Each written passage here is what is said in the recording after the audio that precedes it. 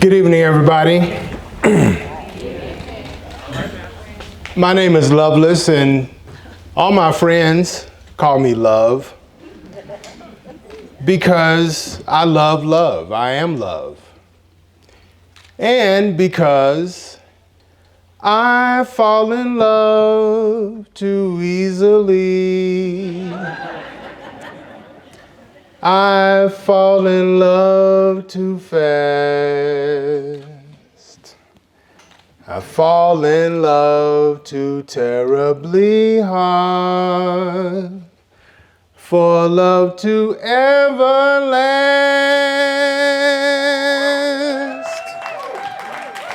My heart should be well schooled, 'cause I've been fooled in the past, but still I fall in love too easily. I fall in love too fast. So this is a story about the time that me and Jim Beam fell in love with Selma Hayek. Now, I'll go back a little bit and give a little backstory on this.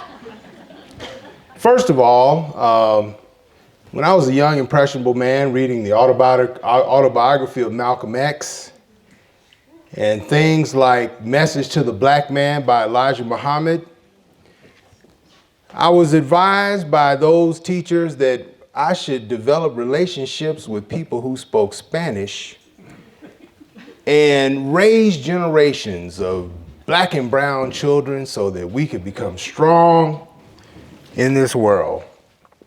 I took that shit literally, y'all. So I made it my business to learn Spanish. Sí, yo sé cuál es bueno.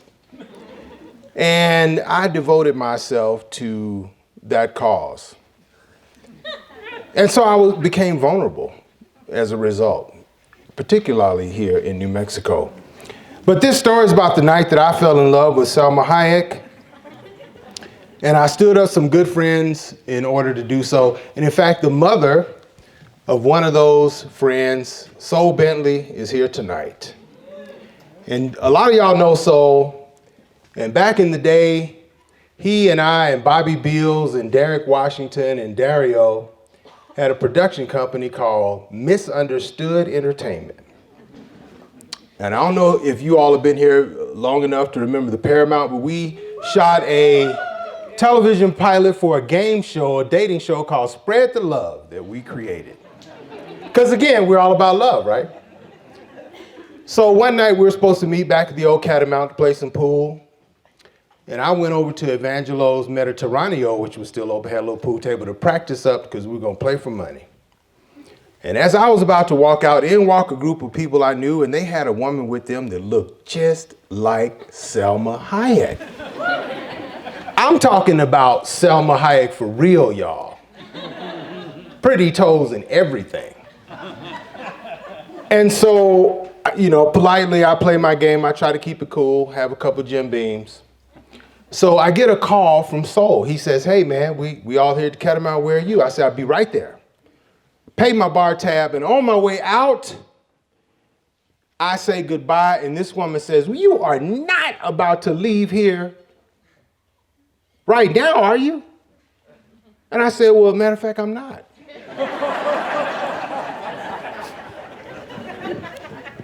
She says, well, I kind of want to get out of here. Let's just go to your place. Did I mention this was Selma Hayek, y'all? Selma Hayek in the building.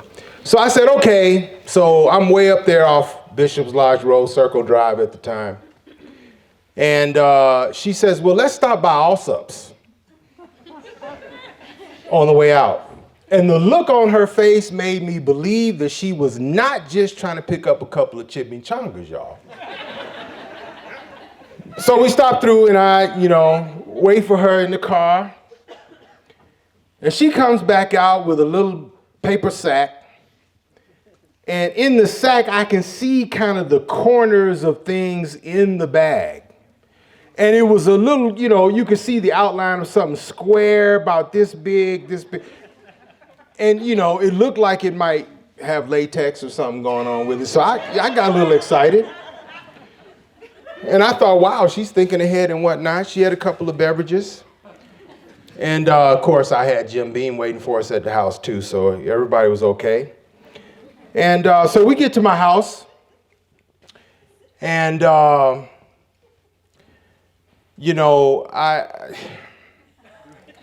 we get to the house. So we sit down, and I get her tucked in on the couch.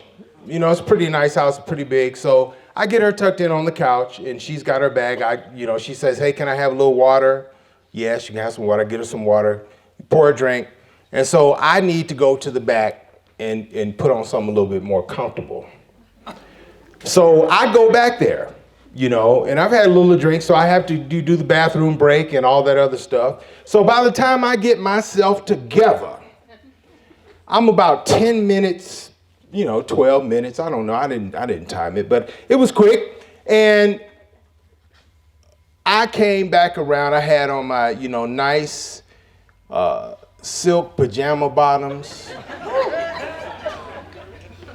I had on my velvet slippers. I'm bougie, y'all. I'm not even gonna front. I had on my smoking jacket, y'all. I had on a smoke. So I come around, and it's a long hallway, and I remember the anticipation of being able to pop out on Salma Hayek with my smoking jacket. I mean, this is the first time I'd ever worn this smoking jacket, like in live action. So I step around the corner, and when I hit that corner and I see her sitting on the sofa, I realized that what I thought was going on wasn't really going on at all, y'all. Because Salma Hayek, to my surprise and my chagrin, while I was in the bathroom, had engineered, designed, and constructed a crack manufacturing plant on my coffee table.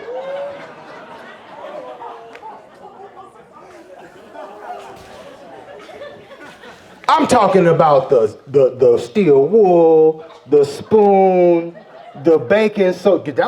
That's the corners I saw. The baking soda little mini box. And an 8-ball of Coke right there, pardon me, children, on my coffee table and ready to go.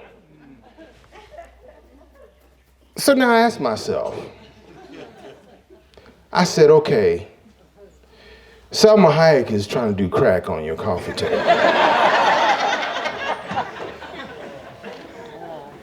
But it's Salma Hayek. So are you going to A, be naive and confused, having been in Santa Fe 15 years at that point already, acting like you don't know people do coke? Are you going to do that? Having thrown a few after parties too in town, so it's not like you can go there. B, are you going to do that and then, kind of be confused and then, whatever? Are you B, going to be indignant and kick her out, threaten to call the cops, since you don't do coke yourself, which I don't? Or C, are you going to see how deep the rabbit hole goes and hang out with Salma Hayek for a while?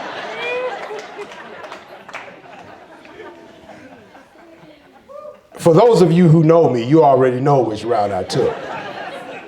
I was C all night. And I won't go into the details because, I don't want any letters from Salma Hayek's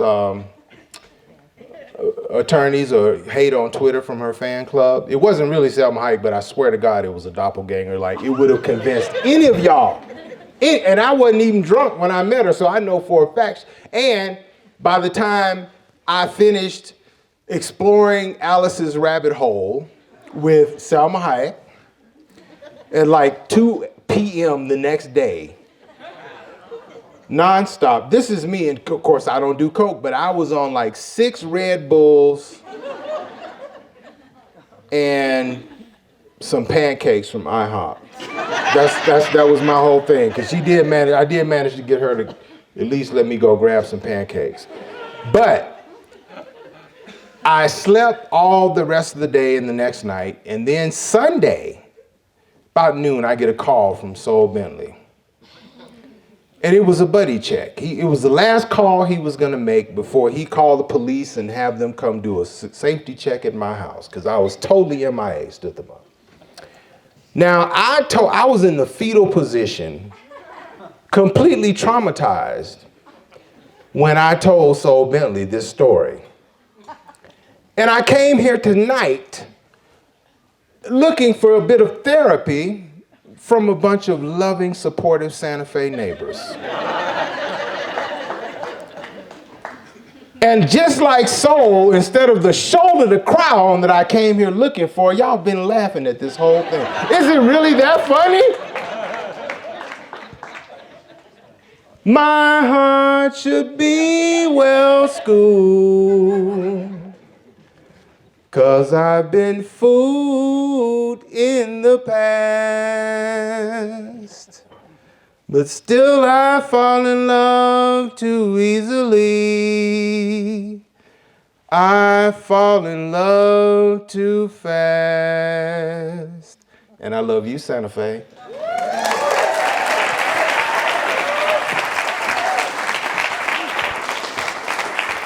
My dudes.